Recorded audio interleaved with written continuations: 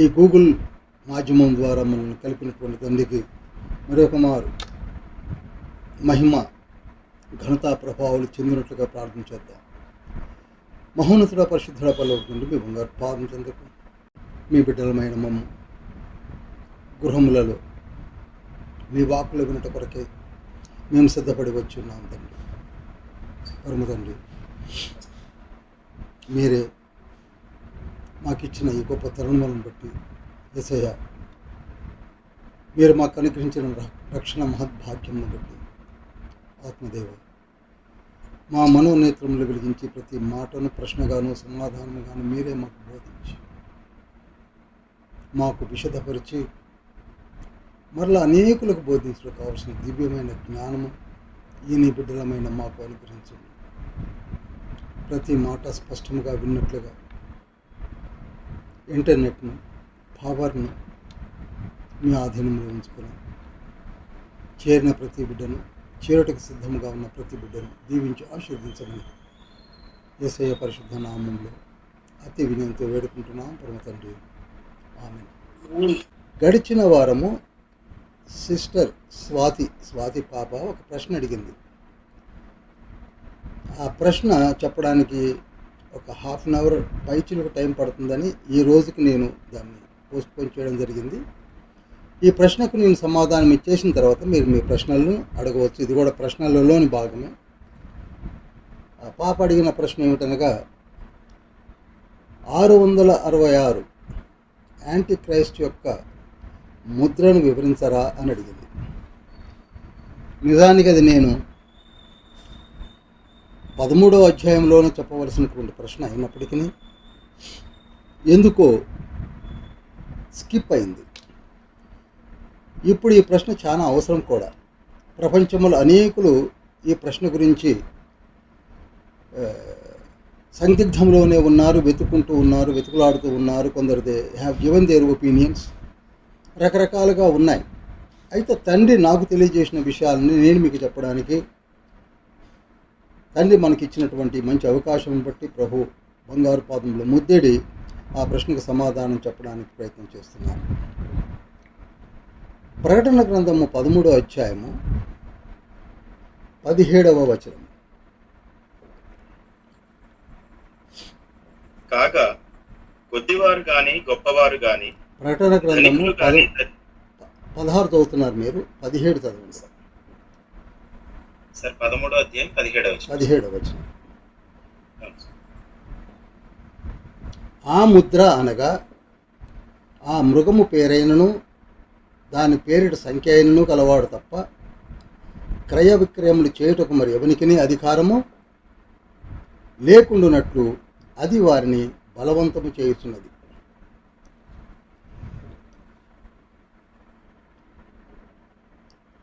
ఈ వ్యక్తి ఎవరో మీకు బాగా తెలుసు, యాంటీ క్రైస్ట్ యొక్క ప్రవక్త. మనం ఇనఫ్గా ధ్యానించాము. ప్రకటన గ్రంథం 13వ అధ్యాయము 11 నుంచి చివరి వరకు, అంటే 18వ వచనం వరకు ధ్యానించినట్లయితే అక్కడ ఒక వ్యక్తి కనపడుతున్నాడు. అతని పేరు అబద్ధ ప్రవక్త.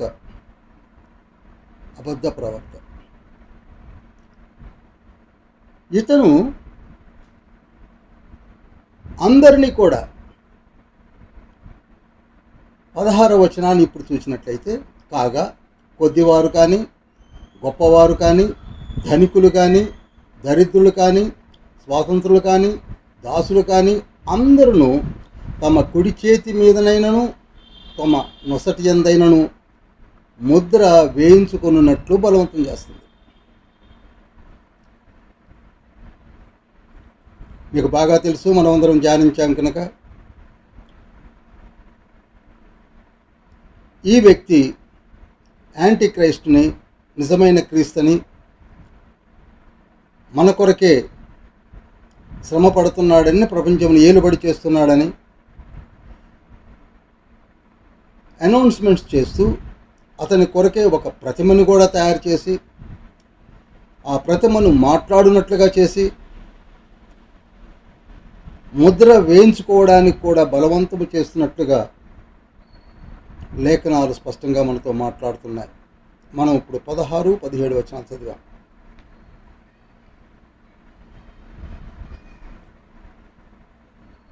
పాప అడిగిన ప్రశ్న ఏమిటనగా, స్వాతి పాప, ఇంతకీ 666 ముద్ర అని కీ మనకు అనుగ్రహించబడింది, అది ఏమిటి అని. ఇది 18వ వచనం చదివితే మనకు అర్థమవుతుంది. బుద్ధి గలవాడు మృగం యొక్క సంఖ్యను లెక్కింపనిమ్ము, అది ఒక మనుష్యుని సంఖ్యయే, ఆ సంఖ్య 666, ఇందులో జ్ఞానము కలదు. కనుక మనము ధ్యానించవలసినటువంటి వచనాలు 16, 17, 18. చాలా జాగ్రత్తగా వినవలసి ఉంటుంది. ఇది అనేకులకు మీరు చెప్పాలి కూడా. నేను ఇందులో 18వ వచనంలోనే 5 పాయింట్స్ని నేను నోట్ చేశాను, ధ్యానించాను. 18th వర్స్లోనే. 1, బుద్ధి గలవాడు. మనము ప్రతిదీ కూడా ఊహల్లోనికి వెళ్ళి ఊహా ప్రపంచంలో తిరగకుండగా పరిశుద్ధ బైబిల్ గ్రంథము చదువుతూ ప్రార్థిస్తూ తెలుసుకోవడానికి ప్రయత్నం చేయమని లేఖనమే చెప్తుంది. బుద్ధి గలవాడు అని. ఏం చేస్తాడు బుద్ధి గలవాడు అనగా, మృగము యొక్క సంఖ్యను లెక్కిస్తాడు. జాగ్రత్తగా చూడండి. ఫస్ట్ పాయింట్ మనకి విజ్డమ్ ఉండాలి, బుద్ధి కలిగి ఉండాలి. రెండవది, మృగము యొక్క సంఖ్యను లెక్కేయాలి. ఆ మృగం యొక్క సంఖ్యను లెక్కేయాలి. నంబర్ 2. నంబర్ 3 కీ ఏమిటనగా, అది ఒక మనుష్యుని సంఖ్యే. అది ఒక మనుషుని సంఖ్యనే. No confusion at all. 4వ పాయింట్ మనము ధ్యానించవలసింది ఏమిటనగా, ఆ సంఖ్య 666. తండ్రి లేఖనంలో స్పష్టంగా ఇచ్చేసాడు 666 అని. ఇక 5వ పాయింట్గా ధ్యానించవలసింది ఏమిటంటే, ఇందులో జ్ఞానము కలదు. ఈ అంకెను లెక్కించడంలో జ్ఞానముతో వివేచించాలి, బుద్ధితో ప్రార్థనలతో వివేచించాలి అనే లేఖనం ఎప్పుడైతే మనతో మాట్లాడుతున్నదో, అప్పుడు అందరూ కూడా మాకు ఏమన్నా జ్ఞానం తక్కువగా ఉన్నదా అని అందరూ కూడా వెతకడం మొదలుపెట్టారు. అందరూ వెతుకుతున్నారు. ఎవరికి తోచినది వారు చెప్పేయడం కూడా మనం చూస్తూ ఉన్నాము, వింటూ ఉన్నాము. మరికొందరు 666 విషయమై పలు వివరణలు చెబుతూ ఊహలలో ఊగిసలాడడం కూడా మొదలుపెట్టారు. కానీ నేను మీతో చెప్పేది ఏమిటనగా, ఈ జ్ఞానము కొరకై 666 అంకె కొరకై ప్రార్థన చేయటం మంచిది. ఎవరో చెప్పారు అని వారిని గురించి ఆలోచించకుండా మనము ప్రార్థన చేయడము, ప్రార్థన చేసి తెలుసుకుంటా మంచిది. ఇకపోతే కొందరు ఇది దేవుని సంఖ్య అని కూడా అనేశారు. 666 దేవుని సంఖ్య అని చెప్పడం నేను విన్నాను, మీరు కూడా వినే ఉంటారు. అది శుద్ధ తప్పు. ఎందుకనగా లేఖనమే చెప్తున్నది అది మనుష్యుని సంఖ్యయే అని. లేఖనమే మనుష్యుని సంఖ్య అని క్లియర్గా లిఖించబడి ఉంటే దేవుని సంఖ్య అనడం ఏంటి? జాగ్రత్తగా మనం ఆలోచించాలి. అదీ కాక మనుషులు లెక్కింపగలరు అని, అందులో జ్ఞానము కలదని కూడా లేఖనము మనతో మాట్లాడుతూ ఉన్నది. ముందుగా మనం తెలుసుకోవాల్సింది ఏమిటంటే, అసలు ఇంతకీ ఆ మృగం ఎవరు? ఆ మృగం సంఖ్యని క్లియర్గా చెప్పినందుకు మనం తెలుసుకోవాల్సింది మొట్టమొదటిగా మృగం, అంతేగాని అంకెలు లెక్కేయడం కాదు. ఆ మృగం సంఖ్య అని క్లియర్గా ఉన్నప్పుడు ఆ మృగం ఎవరో మనం తెలుసుకోవాలి. దానిని మనం తెలుసుకున్నాం కష్టపడి. దగ్గరగా 9 కీస్తో వెతికాం. 9 keys God has given to us. దానియేలు గ్రంథం 7వ అధ్యాయం 3వ వచనం మొదలుపెట్టి దానియేలు గ్రంథం 7వ అధ్యాయం 25వ వచనం వరకు బ్రీఫ్గా చెప్తున్నాను. 9 keys వెతికాం.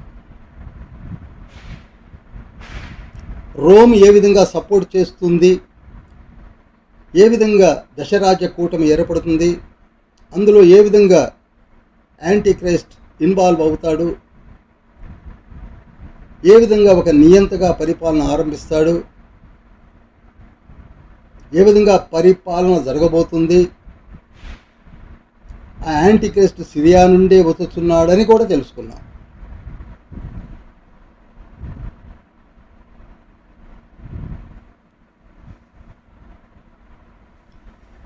ఇప్పుడు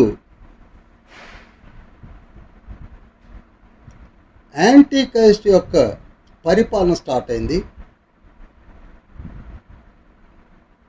యాంటీ క్రైస్ట్ ఒక యునైటెడ్ గవర్నమెంట్ కూడా ఫామ్ చేశాడు. జాగ్రత్తగా వినండి, ప్రతి మాట కూడా నాకు తెలిసిన విషయాలు చెప్తున్నాను, తండ్రి తెలియజేసిన విషయాలు చెప్తున్నాను, ఆషామాషిగా వినకండి.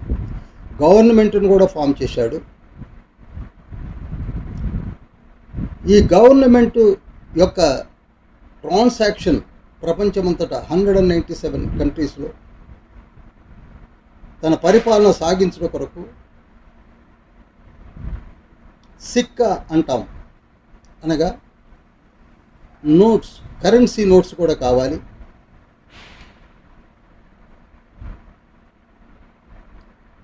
ఒక క్యాపిటల్ సిటీ కావాలి, సెంట్రలైజ్డ్ గవర్నమెంట్ కావాలి. వీటన్నిటినీ కూడా ముందు ఏర్పరచుకొని అప్పుడు తన పరిపాలన సాగిస్తాడు. 666 ముద్ర యొక్క ఆవశ్యకత అప్పుడు వస్తుంది.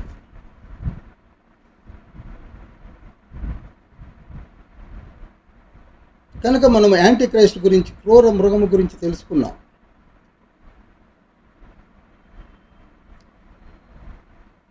ఇంతకీ 666 అంకె అనే దాన్ని రికార్డ్ చేసింది అపోస్తలుడైన యోహాను. దీన్ని మొట్టమొదట గ్రీకు భాషలో రాశాడు. క్రీస్తు శకము 96 ADలో, క్రీస్తు శకము 96 ADలో రాశాడు. గ్రీకు భాషలో రాశాడు. ఆ తదుపరి దీన్ని అరామిక్ లాంగ్వేజ్లోను, హీబ్రూ లాంగ్వేజెస్లోను ట్రాన్స్లేషన్స్ జరిగాయి, తర్జుమాలు జరిగాయి. ఆ రోజుల్లో కూడా ఈ నంబర్ గురించి, ఈ నంబర్ యొక్క అర్థాలు కొరకువై ఆనాటి నుండి వెతుకుతూనే ఉన్నారు. అర్థమవుతుంది అనుకుంటున్నాను. ఒకరు మాట్లాడుతూ ఉండరు, పాస్టర్ గారు మీరే మాట్లాడతారు, మీరే మాట్లాడతారు, మన ఇద్దరు మాట్లాడుకుంటే చాలు. అర్థమవుతుందంటే అర్థమవుతుందంటే చాలు, అర్థమవుతుందని అనుకుంటారు. ఓకే. కనుక 666ని కొందరు ఏ విధంగా చెప్పారో మీకు నేను చెప్తాను. 6 × 6 × 6 అని మల్టిప్లై చేశారు. 6 × 6 × 6 మల్టిప్లై చేసే వచ్చిన టోటల్ అంకె ఏమిటంటే 216 వస్తుంది. 6 × 6 × 6 వేస్తే 216 వస్తుంది. ఈ 216లో 2 + 1 + 6 కూడితే 9 అవుతుంది. ఎందుకు కూడారో నాకు తెలియదు, నన్ను అడగొద్దు, వాళ్ళు చెప్పినే మీకు నేను చెప్తున్నాను. 2 + 1 + 9 6 కూడితే 9 అయింది. 9కి యాంటీ క్రైస్ట్ని కూడా కలుపుకుంటే ఏమవుతుంది? అది 9 + 1 యాంటీ క్రైస్ట్ని కూడా కలుపుకుంటే 10 అవుతుంది. అదే దశరాజ్య కూటమి అన్నారు. ఐ డోంట్ నో, ఆన్సర్ అయితే 10 వచ్చింది కనుక దశరాజ్య కూటమి. కనుక ఆ నంబరు 666 అనగా ఈ విధంగా దశరాజ్య కూటమి ఏర్పడింది అని చెప్పారు. ఒకరు ప్రతిదానికి ఉంటాయనుకోండి, చెప్తున్నాను మీకు. ఇక రెండవ క్యాలిక్యులేషను అలా కాదు, 6 + 6 + 6 = 18 అవుతుంది, 18 అవుతుంది. 6 + 6 + 6 కూడితే ఎంత అవుతుందండి? 18 అవుతుంది. 18కి కూడా 1 + 8 కలిపితే 9 అవుతుంది. దానికి మరలా యాంటీ క్రైస్ట్ని కలిపితే 10 అవుతుంది. ఇదే దశరాజ్య కూటమి అన్నారు. నాకు కొంచెం ఆశ్చర్యం అనిపించింది. ఈ న్యూమరికల్ సబ్జెక్ట్ గురించి నాకు అంతగా తెలియదు, కానీ మీకు చూసారా కారు నంబర్లకి మోటార్ సైకిల్ నంబర్లకి టోటల్ చేసి 9 వస్తే చాలా సంతోషిస్తూ ఉంటారు. అలానే వీరు కూడా 9కి యాంటీక్రైస్ట్ని కలిపి 10 అంటున్నారు అని అనిపించింది నాకు. సరే, ఏది ఏమైనప్పటికీ కొందరు ఈ అంకెలను పజిల్గా ఫామ్ చేసి ఏవేవో క్యాలిక్యులేషన్ చేసి ఏవేవో చెప్పేసుకున్నారు. మరికొందరు ఆల్జిబ్రా లెక్కల్లాగా కోరుకున్న దాంట్లో సగం చేసి కలపండి, కలిపిన దాంట్లో నేను చెప్పాక కలపండి, ఆ తర్వాత మీరు కోరుకున్న తీసేయండి అని చెప్పినట్టుగా ఏవేవో చెప్పి చివరికి 666 అన్నారు. ఇలా రకరకాలుగా వారికి తోచింది వారు చెప్పుకుంటున్నారు. కానీ ప్రకటన గ్రంథము 17వ అధ్యాయము 5వ వచనంలో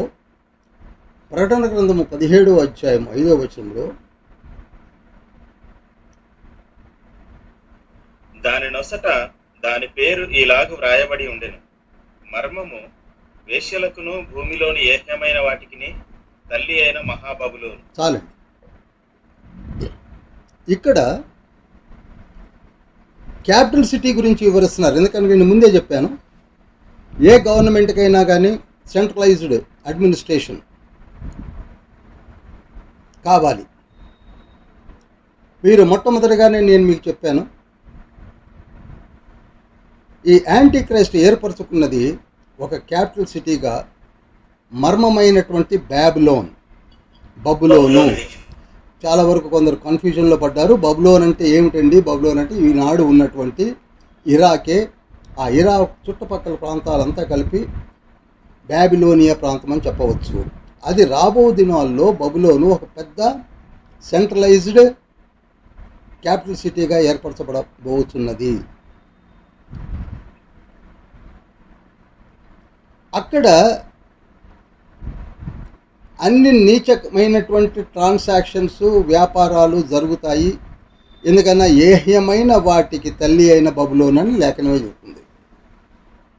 ఆ క్యాపిటల్ సిటీలో దాదాపుగా జరిగేటివి నీచమైనటువంటి కార్యాలు అని లేఖనమే చెప్తుంది. కనుక అది ఇతను క్యాపిటల్ సిటీగా చేసి ఏలుబడి చేయబోతున్నాడు. వెస్ట్రన్ యూరోపియన్ యూనియన్ అని కూడా చెప్పచ్చు మనం. Western European union. ఇక ఆ వ్యాపారం ఎలా ఉంటుందో ఏమిటో మీకు ప్రకటన గ్రంథము 18వ అధ్యాయం 2, 3, 4, 5, 6 వచనాలు చదివినట్టు మీకు అర్థమైపోతుంది. 18 అంతా కూడా మనం చదివి అందులో జరిగిన వ్యాపారాలు లేవు, అందులో కట్టని కట్టడాలు లేవు, నన్మోహితులను చేసి ప్రపంచాన్ని ఉర్రూతలూగించేటువంటి టెక్నాలజీ అంతా అక్కడ ఏర్పడబోతున్నది. అక్కడ నుంచే ఏలుబడి జరగబోతున్నది.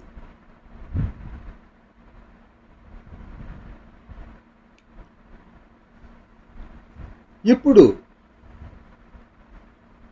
2 రకాలైనటువంటి ట్రాన్సాక్షన్ జరగాలి. ఒకటేమిటనగా వ్యాపార లావాదేవీలు జరగాలి. 197 దేశాలకి ఎక్స్పోర్ట్స్ అండ్ ఇంపోర్ట్స్ కూడా జరగాలి. రెండవది ప్రతి పౌరునికి కావలసిన కనీస నీడ్స్ కూడా ఇవ్వబడాలి. ప్రతి దేశంలో ప్రతి గవర్నమెంట్లు 2 ఉంటాయి, మనకు తెలుసు.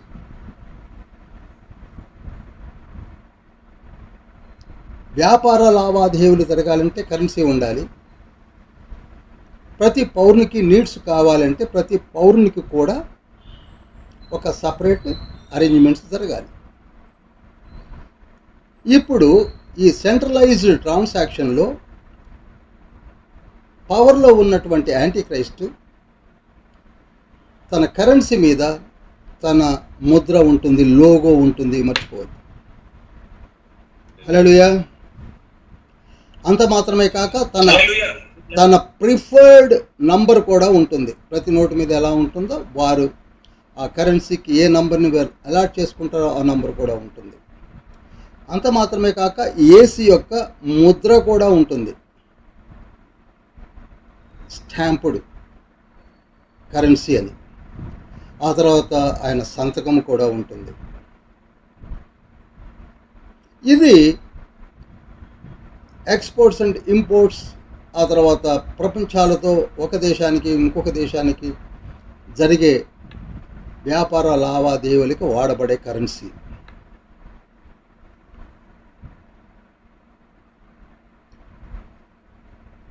అలానే ప్రతి పౌరునికి కూడా మరి కావలసినటువంటి నీడ్స్ను అందించడానికి ఏర్పరిచినటువంటిది ఏమిటనగా ఒక ముద్ర, 666 ముద్ర.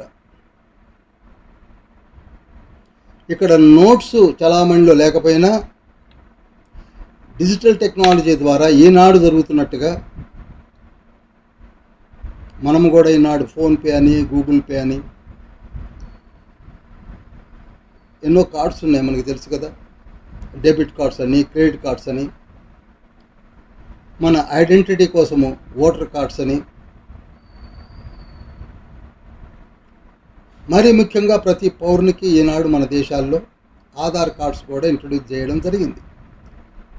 మన భారతదేశంలోనే మనం లెక్కించినట్లయితే ప్రతిదానికి ఆధార్ కార్డ్ అవసరమని, దానితో సింక్రనైజ్ చేయండి. ఈవెన్ గ్యాస్ సిలిండర్స్ కావాలన్నా, నీకు ఫోన్పేలో ఒక సిమ్ కావాలన్నా, బ్యాంక్ ట్రాన్సాక్షన్స్ కావాలన్నా అన్నిటికీ ఆధార్ కార్డు లింకప్ అవ్వాలని చెప్పడం జరిగింది. ఇన్ ది సేమ్ మేనర్ రేపటి దినమున సెంట్రలైజ్డ్ యూనియన్ ఏదైతే ఉందో, యూరోపియన్ యూనియన్, ప్రతి ఒక్కరికి కూడా ఒక ముద్రను అలాట్ చేయబోతున్నారు. అది కుడి చేతి మీదను నొసటన అని క్లియర్గా ఉంది లేఖనం. ఎక్కడెక్కడండి? కుడి చేతి మీద నొసటి.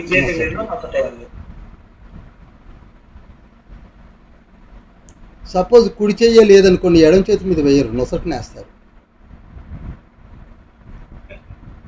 హల్లెలూయా. ఎందుకంటే లేఖనం చెప్తుంది.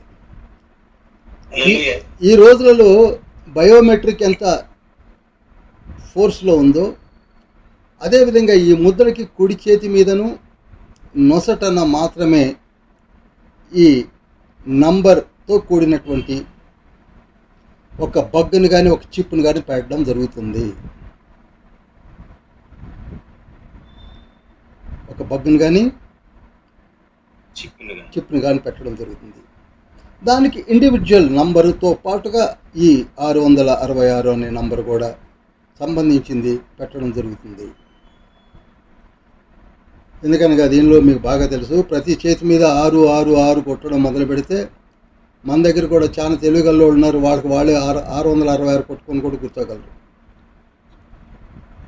ఈనాళ్ళు దొంగ నోట్లు ఎలా ప్రింట్ చేస్తున్నారో వాటన్నిటికీ కూడా వారు కూడా ప్రికాషన్స్ తీసుకొని ఆ number linked with 666 plus number కోడ్ని కూడా మిళితం చేసి ఇండివిజువల్గా ప్రతి ఒక్కరికి కూడా కేటాయిస్తారు, ముద్ర వేస్తారు. అది మర్చిపోవద్దు.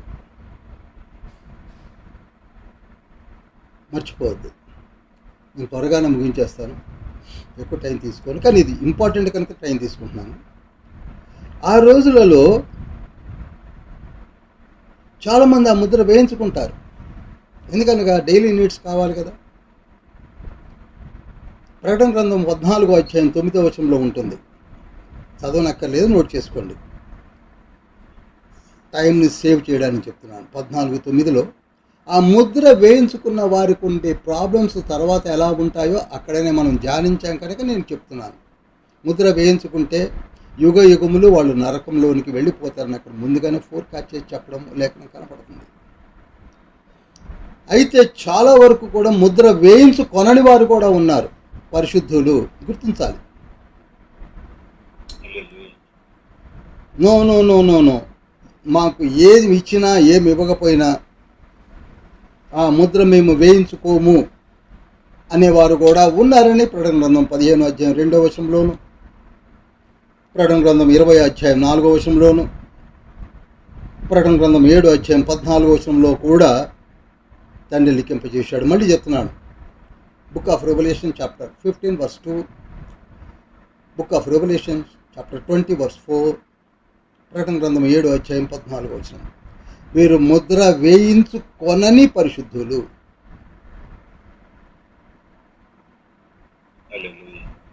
హల్లెలూయా, హల్లెలూయా.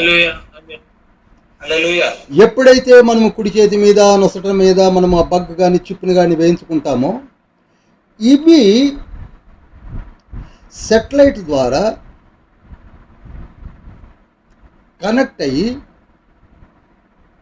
సెటిలైట్కి కనెక్ట్ అయ్యి ట్రాన్సాక్షన్ జరిగి, ఈనాడు మనకి ఎలా అయితే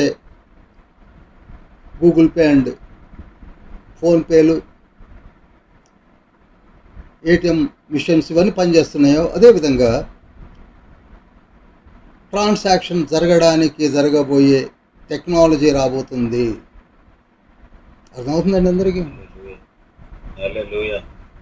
సెటిలైట్స్, అందుకని ఈనాడు 18,000 satellites are there. 18,000 satellites stations, space stations పనిచేస్తూ ఉన్నాయి. 18,000. ఇంకా పెంచుతారు, వాటి యొక్క సంఖ్యను పెంచి ట్రాన్సాక్షన్ చాలా ఈజీ చేసుకుంటారు. ఇదంతా చూస్తుంటే నాకు అనిపించింది, 2000 సంవత్సరాల క్రితమే దేవదేవుడు, చప్పట్లు కొట్టి మహిమపరచండి, 2000, అందరూ చప్పట్లు కొడదాం, ఒక హాఫ్ అన్ అవర్, ఒక హాఫ్ మినిట్ మనం అందరం కూడా చప్పట్లు కొడదాం. 2000 సంవత్సరాల క్రితమే ఈ టెక్నాలజీని బైబిల్లో వస్తుంది అని చెప్పి రాయించి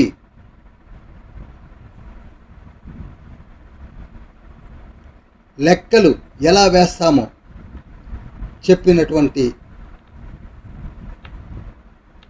విషయాలు వింటున్నప్పుడు, చదువుతున్నప్పుడు ఎంతో ఆశ్చర్యం. 2000 years బిఫోరే ఈ టెక్నాలజీ గురించి బైబిల్ చెప్పడం ఎంత ఆశ్చర్యం అండి. ఇదంతా మనం పక్కకు పారేసి ఏదో లాగరిథం లెక్కలు, 6 + 6 + 6 18, 1 + 8 9, 9 + 1 10. ఏంటండి ఇవి? కాలయాపన చేసుకోకుండా మారు మనసు పొంది బాప్తిస్మం తీసుకొని ప్రభువు కొరకు ఎదురు చూస్తూ, లూకాసు వార్త 21 అధ్యాయం 28 వచనాలు చదివితే, లూకాసు వార్త 21 అధ్యాయం 28 వచనం చూస్తే, మీ తలలను ఎత్తుకొనుడి, ధైర్యంతో జీవించండి, విశ్వాసమును కాపాడుకోండి, మీ విడుదల బహు సమీపముగా ఉన్నదని గ్రహించండి. నేను సబ్స్టాన్స్ చెప్పాను, మీరు ఇలా ఉంటుంది అక్కడ లేఖనం 21-28 బుక్ ఆఫ్ లూక్లో. అలాంటివి మనము చదివి బలపడాలి. ఇంతకీ 666 గురించి మీరు తెలుసుకున్నది ఇంకా చెప్పలేదేమిటి పాస్టర్ గారు అని అడిగవచ్చు. నేను మరలా చెప్తున్నాను, నాకు అనుగ్రహించబడిన ప్రత్యక్షతలను, రెవల్యూషన్స్ని మీకు మరలా చెప్పడానికి ప్రయత్నం చేస్తున్నాను. ఇది మీరు అంగీకరిస్తే అంగీకరించవచ్చు, లేకపోతే పక్కకు పెట్టివేయవచ్చు. ఇది నేను ప్రకటన గ్రంథంలో చెప్పబోయే 2వ ప్రత్యక్షతలు. 1,44,000 మంది యవనస్తులు యేసుక్రీస్తు ప్రభువారితో ప్రకటన గ్రంథము 14వ అధ్యాయంలో సియోను కొండపై కాలు మోపినప్పుడు నిత్యము ప్రభువుని అంటి పెట్టుకుని తిరిగే 1,44,000 మెన్ గురించి చెప్పాను. వారు ఎవరో కాదు, ప్రభు యొక్క జన్మ సంవత్సరాలప్పుడు అంతిపై హేరోదు ఆర్డర్తో చంపివేయబడినటువంటి, శిరఛేదము గావించబడినటువంటి పసి కందులు, పసి పిల్లలు, పసి కోనలు ప్రభు కొరకే ప్రథమ ఫలముగా గాయకొనబడినటువంటి ఆ బిడ్డలే ఆ యేసుతో తిరుగుతున్నారని చెప్పాను. అది నాకు వచ్చిన రెవల్యూషన్. అదేవిధంగా ఇది కూడా నాకు వచ్చిన రెవల్యూషన్ మీకు చెప్పబోతున్నాను. మీరు వాటిని తీసుకుంటే తీసుకోవచ్చు, లేకపోతే మీరు ప్రార్థించి మీరు తెలుసుకోవచ్చు, దాన్ని పక్కకు పెట్టుకోవచ్చు. దయచేసి వేరే విధంగా భావించకండి. 1 666 నంబరు ఆ మృగపు సంఖ్య అని మనకి చెప్పడం జరిగింది. అనగా అనగా సృష్టి మొదలుకొని దేవుని యొక్క కార్యములకు, దేవుని యొక్క ప్రజకు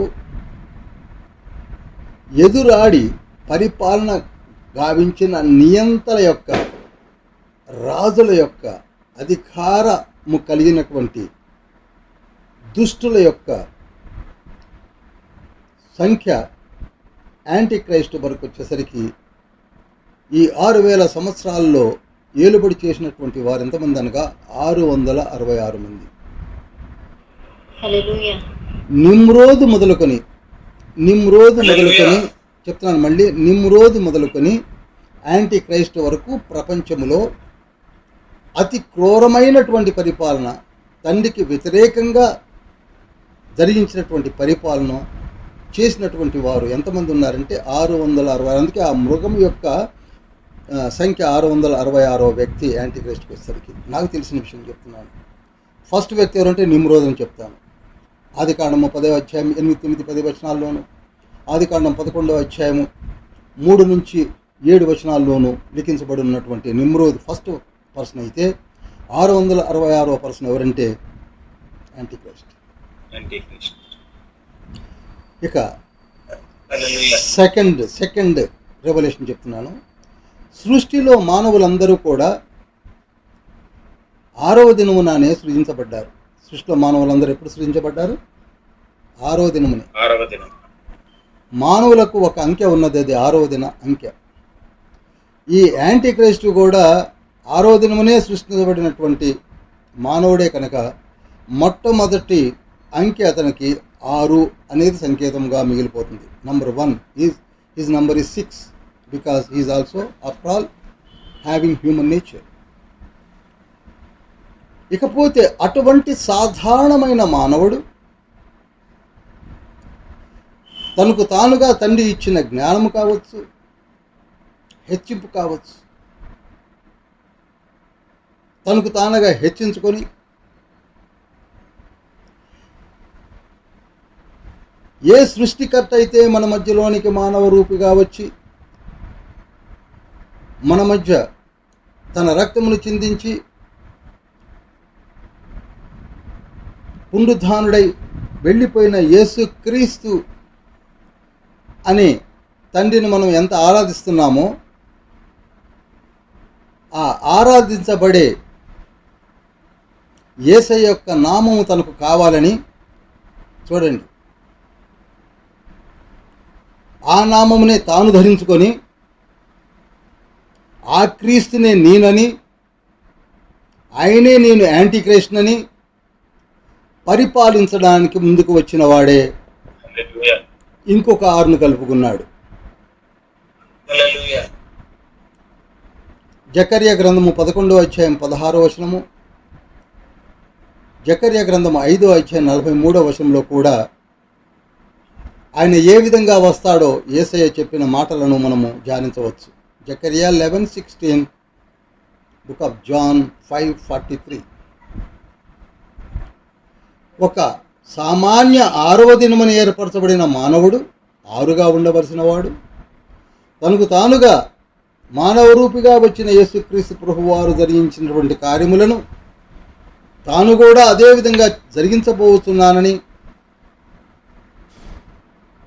నేను కూడా చేయగలనని, నేను కూడా శాంతియుతమైన పరిపాలన జరిగిస్తానని అనేక ప్రగల్భాలు పలికి ఆ నామమునే ధరించుకొని యాంటీ క్రైస్ట్ని, క్రీస్తుని పేరు పెట్టుకొని తను తాను హెచ్చించుకున్నాడు కనుక 6కు మరొక 6 జోడించబడి అది సూచనగా మన ముందు కనపడుతున్నది.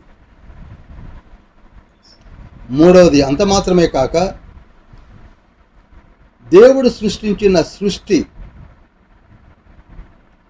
మానవులే కాక జంతువులు, సర్వ సృష్టిని కూడా జాగ్రత్తగా వినండి, మానవులనే కాదు, జంతువులనే కాదు, సర్వ సృష్టిని కూడా నేను యేసుక్రీస్తు ప్రభువారి వలె శాసించగలను.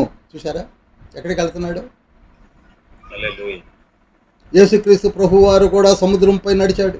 యేసుక్రీస్తు ప్రభువారు కూడా అలలను గద్దించాడు, గాలిని గద్దించాడు, సముద్రాన్ని గద్దించాడు, ఏవేవో చేశాడు కదా.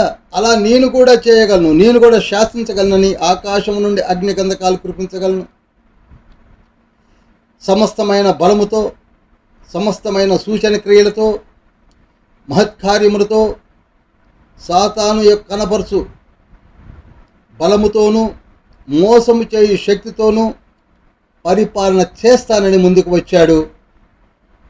అది 2వ తెస్సలోనికైలకు రాసిన పత్రిక 2వ అధ్యాయం 9 నుంచి 12 వచనాల్లో లిఖించబడి ఉన్నది.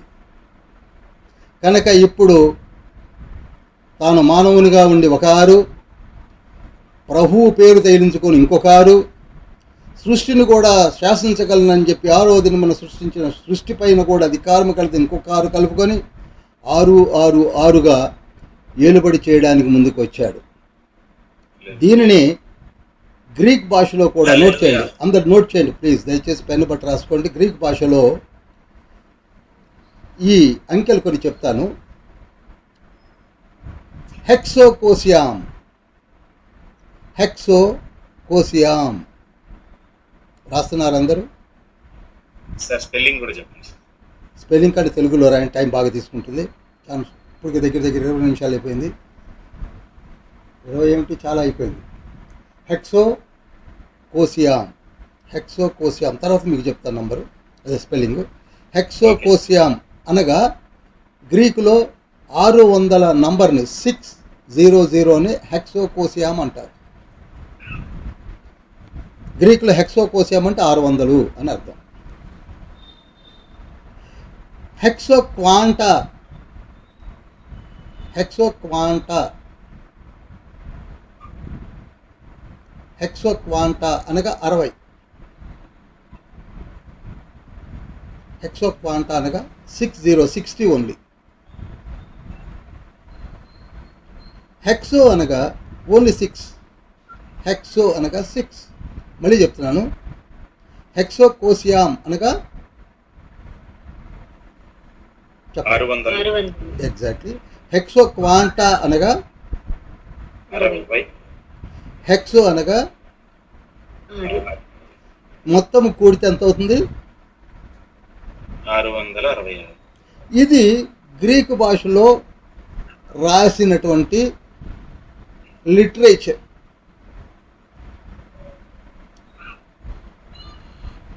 దీనిని తండ్రి నాకు అనుగ్రహించినటువంటి రెవల్యూషన్ మీ ముందు ఉంచాను. అనేకులు చెప్తున్న వాటిని కూడా మీరు వింటున్నారు.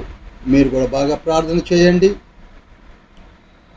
మీరు తొందరపడకుండా, ఎప్పుడు చెప్తాను, బైబిల్ స్టూడెంట్స్కి, రీసెర్చ్ స్కాలర్స్కి మనమందరం కూడా నేర్చుకోవడానికి ఉన్నాము. కానీ ఎవరో చెప్పింది కాంక్రీట్గా తీసుకోవద్దు. నేనైనా ఎవరైనా సరే ప్రార్థన చేయండి, మీతో కూడా తండ్రి మాట్లాడతాడు. ఇదే ఆ నియంత యొక్క నంబర్. మనము చేయవలసింది ఏమిటనగా, మనము సిద్ధపడి 666 ముద్రను వేయించుకోనకుండగా ప్రభు యొక్క కార్యముల విషయమై నిరీక్షణ కలిగి, ఎఫ్సీలు రాసిన పత్రిక 1వ అధ్యాయం 17, 18, 19 వచనాల్లో ఉంటుంది. మనల్ని పిలిచిన పిలుపు యొక్క నిరీక్షణ ఎట్టిదో, మన కొరకే సిద్ధపరచబడినటువంటి స్వాస్థ్యం యొక్క మహిమైశ్వర్యం ఎట్టిదో, మనల్ని పిలిచిన తండ్రి యొక్క శక్తి సామర్థ్యములు ఎట్టివో తెలుసుకొని ప్రభువు కొరకే ఎదురు చూడడము, సిద్ధపడ్డము మనం చేయాలి. హల్లెలూయా, హల్లెలూయా, హల్లెలూయా. స్వాతి అడిగిన ప్రశ్నకు నేను సమాధానం చెప్పానని అనుకుంటున్నాను.